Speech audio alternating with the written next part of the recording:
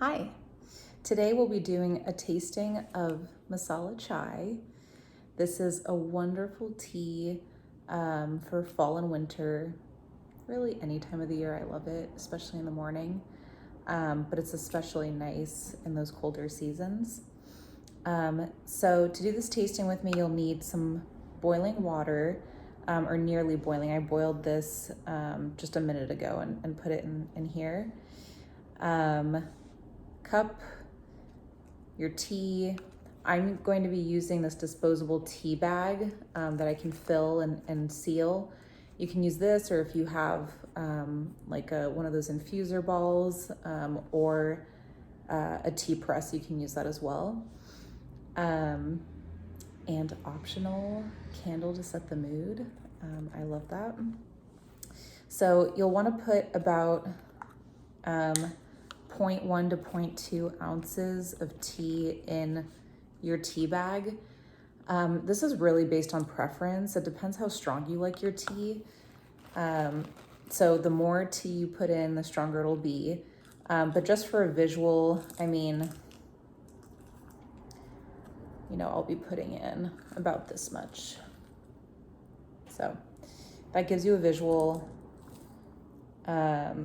I would say you could do a little bit more than that if you like your tea stronger. I don't like to go less than that just because I like to really taste the tea. So if you go less than that, you may just want to steep your tea for a little bit longer. Okay, so I have this in here. I'm gonna pull the string to shut the bag, put this in my beautiful teacup, and then just pour my hot water over it.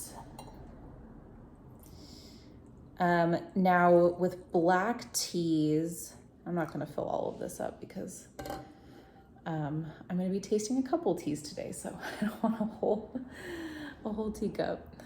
But with black teas, you generally want pretty hot water. Black teas are very resistant to heat, I would say. So if you get in a higher temperature water, that'll really allow it to release its flavor. That's true for black tea. It's also true for herbal teas. For other types of tea like greens or oolongs or white teas, you usually want to go with a not quite boiling. You want to go a little bit cooler temperature on those. Even for black teas and herbal teas, I say boiling, but it should be a little under boiling. Like when you see your tea kettle start to have some steam come out of it, that's really when you want to take it off the heat, just before boiling. And then I want to leave this for a minute or so. So while that's steeping, I'll tell you a little bit about this tea. So it's originally an Indian tea, and it's traditionally prepared as a blend of spices. So this one has cardamom, ginger, cloves, cinnamon, which is a classic combination. That's like your, like all the spices that you want to see in a masala chai. Then you have variations on it. So some folks will add some orange peel or some licorice. You'll see variations on it, but this is really a classic blend. And then you have your black tea in there too. So, in India, the way they prepare it is they'll first mix the spices, put that in some boiling water, really hot water, to have the spices fully release their flavor. And then they'll add the black tea after that, steep it for a little longer. And they do this over the heat, right? It's not like the way I'm preparing it where I grab hot water and I'm letting it steep. They actually do it over like in a pot on the stovetop. I'm gonna take this out because I think it's ready.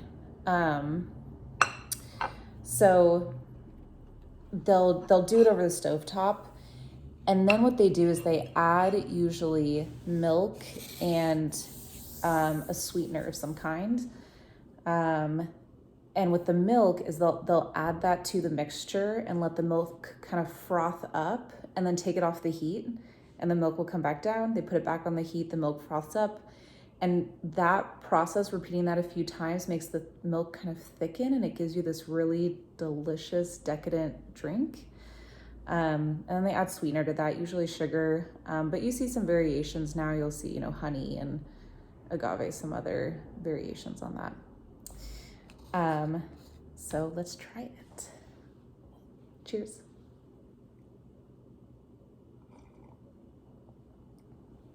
It's so good. So, I mean, the first notes I get are like the cinnamon and cloves. those are the things that are really coming out to me. What's really wonderful about this tea also is you can steep it more than once. I usually steep it 3 or 4 times. So you take the same tea bag, the same set of leaves, and you just pour some more hot water over it. And you can do that 3 or 4 times and still get a pretty flavorful cup of tea. But the flavor will change. So in this first cup of tea, you'll get a lot of the spiciness. So I'm tasting a little bit of the black tea, but it's really at the end and it's a lot more subtle than the spices. But if I brew this again a second, and especially the third time, the flavor of the spices will fade a little bit, but I'll get a lot more of the black tea flavor. And the reason for that is the black tea is more resistant to the hot water than the spices are. So when you're pouring the hot water over the spices, they're going to release everything they got. And once they've kind of released that, they have less to give. Whereas the black tea is going to have like a slower release with the hot water. So I recommend trying it more than once. It's really lovely. You can kind of play around with your mixes. You can add some milk, sweetener, but it's so delicious just as it is too. And yeah, I think it's also interesting. I love to try, other folks' masala chai because everyone has kind of a different take on it. If you go to coffee shops, a lot of them have a masala chai on the menu. So I love trying them and see what their take is on it. So it's really fun tea, really great for this time of year.